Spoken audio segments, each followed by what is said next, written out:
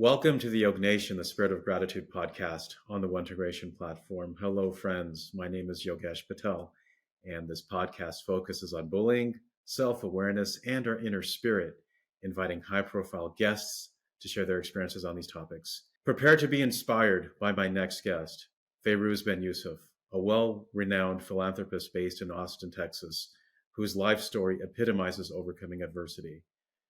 From two unfortunate miscarriages to the heartbreaking loss of her father at a young age, and surviving cancer not once, but twice, first at the age of 16, then again 3 decades later. Unbelievable.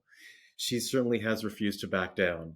She channels this unstoppable energy, will, and spirit, serving on the boards of Libyan Hearts and the National Domestic Violence Organizations, fighting for those who need a voice. With gratitude, welcome to the podcast, Fayruz. Thank you, Yogi. It's a pleasure. Absolutely. Well, I am curious, Fayruz, from all of the challenges that life has thrown at you, how'd you get up in the morning? How did you not give up or just permanently be angry at the world? What a great question. I asked myself the same thing, to be honest. I just think, I just think, I got one shot at this life. I'm super duper grateful for it. I think my inner being just appreciates learning and living. And I'm not, like you said, interested in backing down. I'm here. Where did this resiliency come from? Probably watching my parents. They came to this country from Libya, excited for a new learning opportunity to pursuing their higher degrees. And I was a very little kiddo at that time, before we went back in the later 70s. And I think just watching them as I got older, still a child, dealing with what became a tyrannical political regime, still being optimistic, still being faithful, still like a can-do spirit. And then my dad's leukemia that struck when he was 35 and I was 8 years old. That really showed me a lot about resilience and how he went through it with such poise and like just such a beautiful heart, despite all of the challenges that he was undergoing, not only medically and the pain he endured, but knowing that in the background that we didn't have any family here. We had no one. It was us against the world. Everybody was back in Europe or North Africa. So I think just observing that did a lot in terms of how it built my own resiliency. So to understand you, again, losing your father at that young age, tell us about the experiences battling cancer. Because I think for a lot of the citizens of YoggNation, as I like to call them, I mean, certainly cancer is prevalent between a family member or someone that they know. I mean, it's kind of ubiquitous as having the flu, unfortunately. So curious to find out how you developed this inner resilience at a young age when you were first diagnosed at the age of 16. I can remember so what happened is I was working at Bob's Big Boy in Harrisburg, Pennsylvania, and I was so excited. It was my first big girl kind of job outside of babysitting or something like that. And I was getting ready to go to work one day, and I noticed that my collarbone, which you can see here, it normally sticks out on this left side, no longer did. This one was, but this one wasn't. And so it just looked like this puffiness. There was no pain, Yogi. There was no, I was eager, happy, excited. I had a really exciting summer ahead. I was part of a program with the YMCA called Youth in Government and was going to go with my friends that summer to the Blue Ridge Assembly in North Carolina. Like I didn't get to travel after Dad's initial diagnosis. I didn't get to travel much. We were on a pretty small income with his engineering firm that he worked for. So this was a big deal, getting to go somewhere out of town with my friends, doing something I loved. But when I noticed this swelling, my mom immediately, when I went and showed her, I said, "What do you think this is? It doesn't hurt." She just went white because my dad's leukemia 8 years prior began with a swelling in the neck, night sweats, all these similar kind of things. And I didn't have the night sweats, but just this prominent deal. So I think just I was 16 and wanted to conquer the world. Like I can specifically remember what a downer being told you had Hodgkin's lymphoma. That was a whole ordeal with my parents being told before me. And I remember them walking back into the ER room where I was that day, and my mom crying. And I literally said to the doctor and my parents, am I dying? Because I think if I am, somebody should tell me now. At the age of 16. At the age of 16, those were, I kid you not, those were my exact words. Well, I'm just thinking from the eyes of your mother, it must have been so frightening for you, her daughter, to say that. Absolutely. Now looking back as the mother of a 19-year-old, oh my goodness, I most definitely can understand my mom's shoes. But in that moment, I was just like, what is happening?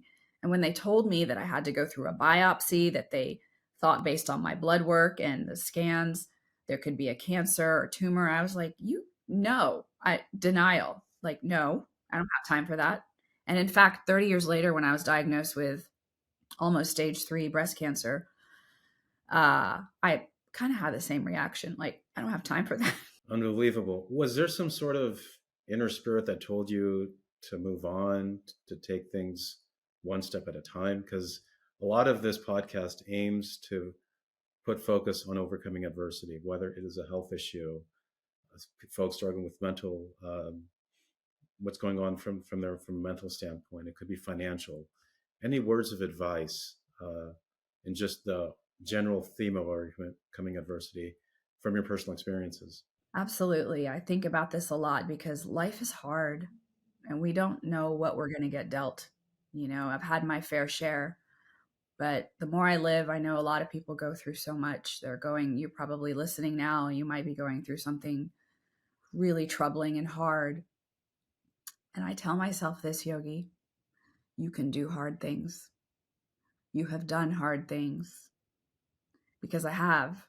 And I think about in the moment, it feels so awful, but one day at a time, one scan at a time, one procedure at a time. And that's the way that, in part, I've been able to get through it. But I do also have a really strong connection to the divine creator, if you will. I grew up Muslim, and for us, it's like a direct line to God, no intermediary. So I believe that there is a higher power that's there for us and that we can turn to. And that really has helped me get through a lot of these difficult times. And I totally 100% agree, because when I had my life-changing eye surgery in the left eye, it was an hour and a half procedure after many years of suffering from eye allergies that had led to advanced stages of glaucoma and cataract. It was a very risky operation. The right eye was already battered as it was with 2100 vision. So my only hope was that my vision could be restored on the left eye, which was at 2070. So I just remember in the waiting area as I was being placed on the gurney, as I transported to the operating room, all I could see, and kind of one of those medical shows that you see on TV where the camera is placed on the gurney and goes through the hallway, you just see ceiling tile light, ceiling tile light, and so for a moment I was scared. It's like, oh my gosh, what's going to happen to me? But then through some spiritual training that I received from my Guruji, he had mentioned, well, it brought back to my thinking of, I am where I'm supposed to be. I am where I'm supposed to be. That helped me settle down. Absolutely. And you probably had your family and other people making prayers for you. I feel like being in community and having, even if it's just one person say, it could be, I literally remember saying with I had 5 surgeries total with my breast cancer in 2019, between late 2018 and 19. And I remember saying to one of the anesthesia nurse, I said, please say a prayer before you begin. I said, I don't, whatever you believe, just please say a prayer. And I looked at her and I said, I believe in you. And she was so sweet. And she's like, oh, I absolutely will. And we got you. So that energy begets energy. It's like if we can put out good energy, if I'm finding that if I can put out good energy, even in my toughest, most weakest of moments, it's good. It's good. Well, I think that's where the spirit of gratitude comes in. Yeah. And for those that don't understand Hodgkin's lymphoma, what are some of the symptoms, and how did you particularly overcome it, and what did you do to overcome? You shared some pretty powerful stories during our pre-planning call. Yeah. So, like I said, I had this growth here, which probably I should have noticed sooner. I think the caveat I'm going to share on this for all of us is pay attention to your body. Pay attention to how you feel. Um, it's really hard nowadays. At 16, back then in 1988, I didn't have the internet. But nowadays, the minute a symptom pops up, what do we all do? Google, what could this be? And I've now just gotten to the point where if I know my body pretty well, I like to think, but if I notice something's off track, I have a great functional medicine doctor, Dr. Kevin Hofarth, that my husband and I love to go see, and he's such a like steward of our health.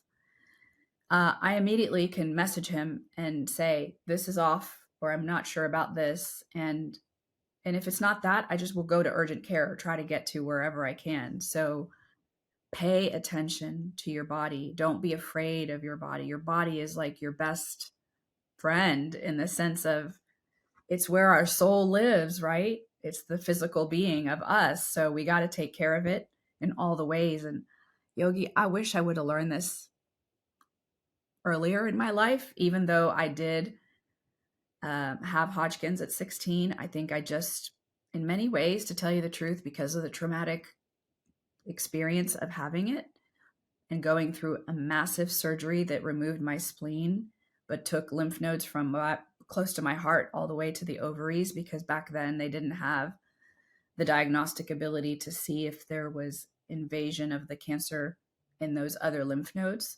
So I had to learn how to rewalk, how to rebreathe. I was in the pediatric unit of Hershey Medical Center in Pennsylvania with little babies that had had open heart surgery. I mean, there was no one that looked like me or was my age, like an adolescent. And I guess not only that, but these are the formidable years, right? When you're, you should be hanging out with your friends, watching movies, playing board games, or whatever you did within a social construct. No, and weirdly so, this all happened in a 90-day window. I noticed this. Yes, I noticed this in June, surgery in July, radiation in August, 30 days, done. Lost most of my hair because they radiated from above my ears to right under my breastbone. And I remember telling my mom as my hair was falling out in the shower, if I don't have hair, because I had hair like Diana Ross back then, I'm not going to school. My hair is my identity.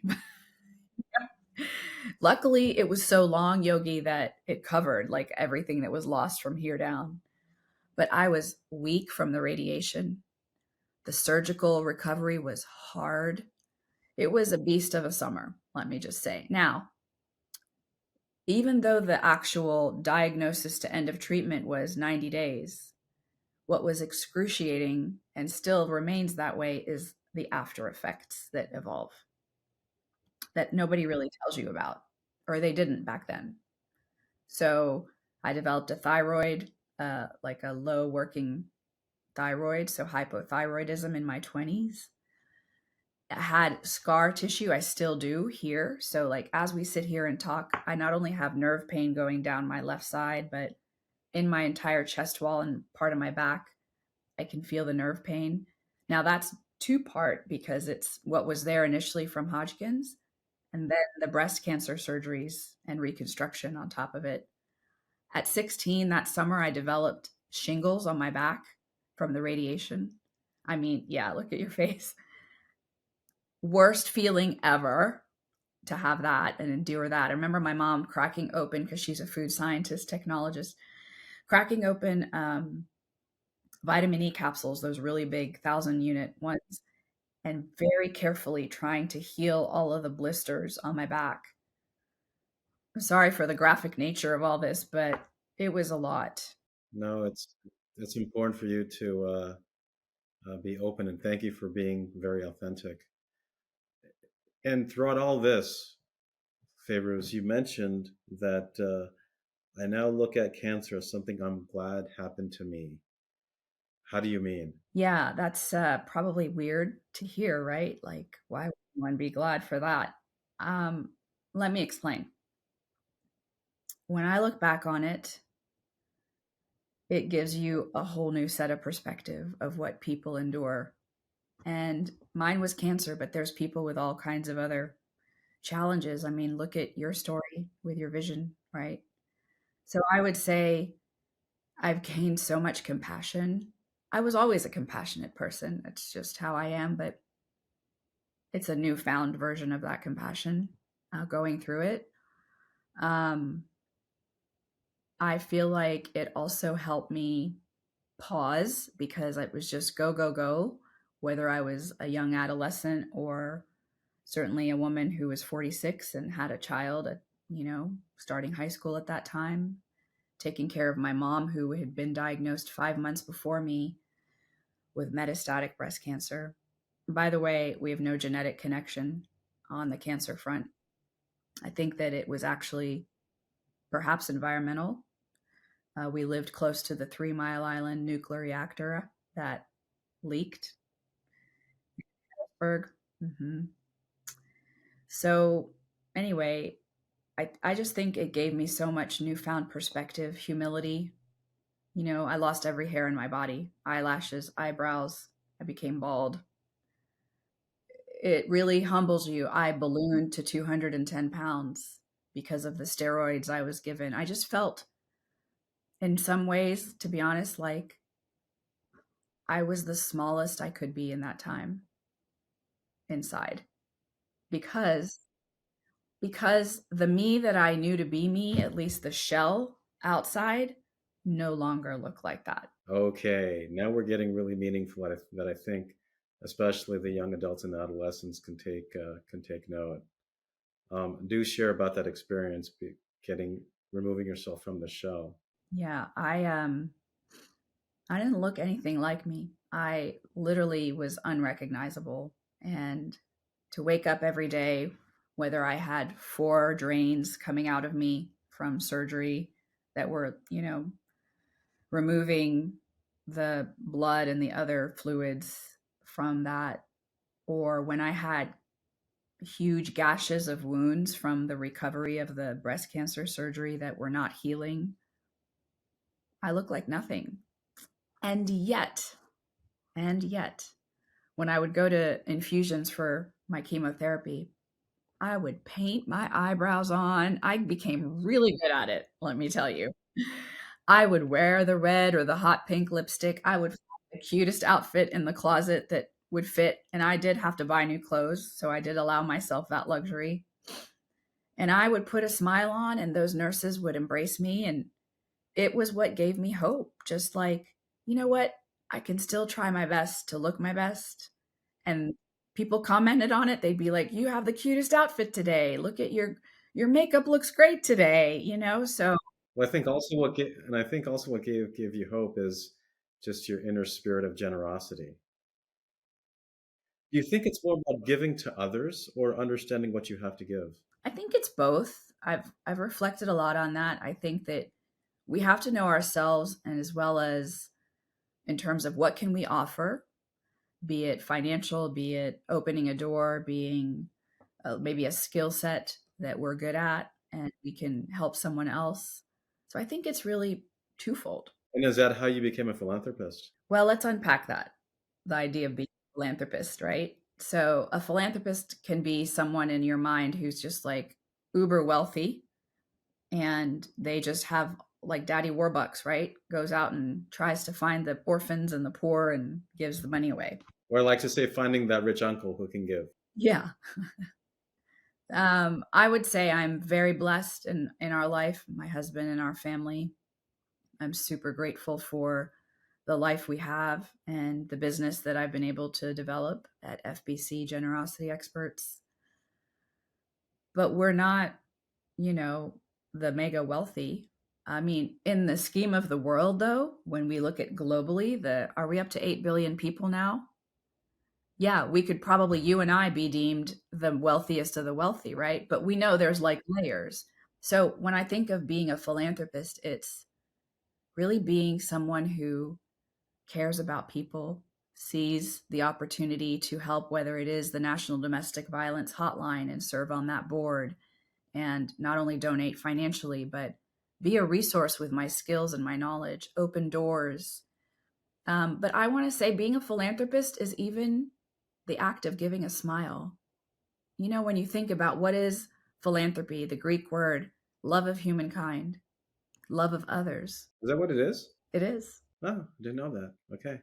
It's not about dollars or coins or gold or silver. Um, yeah, it takes resources, but I think our human spirits are resources. They are the best resources that we could give each other. What's the message to a young person that's, I always like to say, listening to the quiet corner of the room, reflecting on what you shared with your background, surviving cancer, just the notion of what it is to be a philanthropist? Um, what would you tell them? Or perhaps better yet, it would also be helpful for them to understand, what would you tell your younger self? And I know you spoke about that a little bit, but could you elaborate on how your message could be directly relatable to the young audience, especially the ones that are, social media driven or technology driven, I should say? Boy, I would tell that younger version of Fayruz a lot of things, one of which would be do not be afraid to be who you really are. And what I mean by that is I was told to assimilate, try to just fit in because we don't want people to know you're from Libya because of the repercussions of what that might mean. Was that a self awareness? I'm sorry to interrupt, but was that more of a self awareness thing that you observed, or where did that notion come from? Of assimilating? Yeah. No, my parents literally said, my mom in particular, she was so afraid because she had been the victim of, um, you know, all the things you could imagine, from being called a terrorist to, assuming that as someone from Libya or from the Middle East, quote unquote, you're just an other. So we would literally be together, my mom and I, and someone would say, "Oh, my mom has a beautiful accent." It could kind of be between like British sounding to, I don't know, just very exotic. And they say, "Where are you from?" And she was like, "Where do you think I'm from?" And so one time, this gentleman at a shop said, "Oh, yeah, where are you from?" And she's like, "Italia, Italy." And at the same time, because she taught me to just say something that's not right, I'd be like, "Hawaii." And we're both looking at each other. We're like, "Ah, we're just kidding, yeah, we're Italian." But I mean, I had to tell people under my mom's, teaching, not from Libya. Never say who you really are. So think of what that does to a young person. It helps you lose some of your identity. Absolutely. And so what I would tell young people today is, you know what? You are you. God created you to be you. Okay, if you're in a situation where you fear for your life, yes, say whatever you need to say. But I wasn't. I was I was made to think that. The fear was so severe on my mom's part in particular that yeah. And there were stories that, I could tell you that would make that more understandable, but I would say just be your authentic self. The older that I get, the less I care if someone is going to make a decision about whether they like me or not because of my background or my faith practice. It doesn't matter. And I guess it also comes over time and maturity. As a person gets older, gets wiser, they are able to draw upon more experiences, either from themselves or for perhaps from the environment that they're around. Yeah, it's tough. I'm not going to say that without understanding that, especially in a day like now, as you pointed out, Yogi, social media is a powerful tool for good and not for good. And it can make us feel, remember how I said I felt so small in my breast cancer journey when I totally changed in many ways. And it can make us feel that way. People's comments, people's lack of likes, comparison to other people. But, you have to understand that a lot of that's not authentic. It's not real. And I think what we all crave is what's real? Who else is going through something hard? How did they deal with it? Maybe I can learn something. It's the connections that bind us together as humans as humanity, I like to call out. Most definitely. Yeah, because I happen to believe that again in my introductory video, there's just not enough wisdom on social media, especially when it comes to messages of overcoming adversity. And that's what hopefully this podcast aims to make just a little small dent in an individual that is perhaps going through a health challenge. Gosh, I can't imagine what kids with cancer are going through today. The rise in autism, Tourette's, you know, the list goes on and on. And hopefully, people do find that community where there's love and support. But also, it also speaks to, unfortunately, some of the negativity around. And I hope these kids don't get bullied, right? And it's a matter of education and awareness that a middle school child can hopefully understand. But again, that's where the maturity curve comes in these young people. But I'd add too, Yogi, that young people and people as a whole need to know there are people who will listen. You can get help if someone is not treating you right. Just like at the hotline, there are sources, whether you are feeling so low you may think about taking your life, or whether someone's hurting you. Like, don't be afraid to ask for help. That is another huge lesson that I learned through the adversity is I never wanted to ask for help before. Now I'm very different. When I need to ask for help, I ask for help, and I'm grateful for it. Is that the main theme that you serving on the board of the National Violence Organization? Ask for help. Yeah. Help is on the line. That's actually our tagline. Oh, really? Through text, chat, and through phone. Yes. How much of the organization is weighted towards women versus male? Uh, I'm curious to find out. Yeah, it's primarily women, statistically, that are experiencing domestic violence, but we have men call. We also have the family members of men call. I literally sat in on a chat recently where I listened to a mother call on behalf of her son and her grandchildren, looking for resources to try to help him because his partner, a woman, was abusing him. Yeah, as much as we like to think that the earth and the world we live in is, filled with roses and unicorns and rainbows, that's not the case. We live in an imperfect world, but hopefully, messaging like yours could remind people to be hopefully inspired, to be educated, to be entertained. But I always like to also think that learn something about yourself or relearn something about yourself from the messaging that you just shared, which I think can be very applicable to a wider audience. Yeah, yeah. Well, that is the intent. That is the spirit of which how we conduct ourselves as adults and individuals moving forward, helping one another. As you mentioned, that source of that gratitude, that inner spirit of generosity and giving others. Fayruz, I believe that you completely exemplify that, and hopefully for the citizens of YoggNation that are listening, do take a nugget of wisdom from what Fayruz had mentioned, and if there's something that could be applicable to share to a friend, please don't hesitate, as we just want to be able to provide good messaging out there with some of the guests, or not with some, but all of the guests that I have on the program.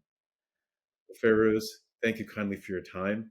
I look forward to connecting with you again soon, hopefully when I make my trip to Austin, uh, and we can go from there. Yes, thank you so much. It's an honor. Absolutely. I'll leave the final word to you. Any parting thoughts?